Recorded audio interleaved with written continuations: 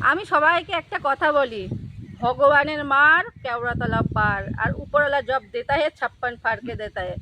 দুটো কথা বলেছি, দুটো কথার মানে আমি একটু বলবো, ভালো লাগলে শেয়ার করবা। যখন মুসলমান ভাইদের মসজিদের মাইক খোলা হচ্ছে, তখন কিছু কিছু হিন্দু ভাইদের বাল্লে বাল্লে হচ্ছে। যখন রাস্তায় নামাজ হবে না, তখন খুব বাল্লে বাল্লে হচ্ছে। যখন কুরবানি হবে না, ওরে বাবা খুশিতে মতোয়া। আজকে ভাই কেসটা অন্যরকম হয়ে গেল না, গেম ঘুরে গেল। কি হলো, আজ একদম পুরো সুসাইড সবাই আমার হিন্দু ভাইয়েরা।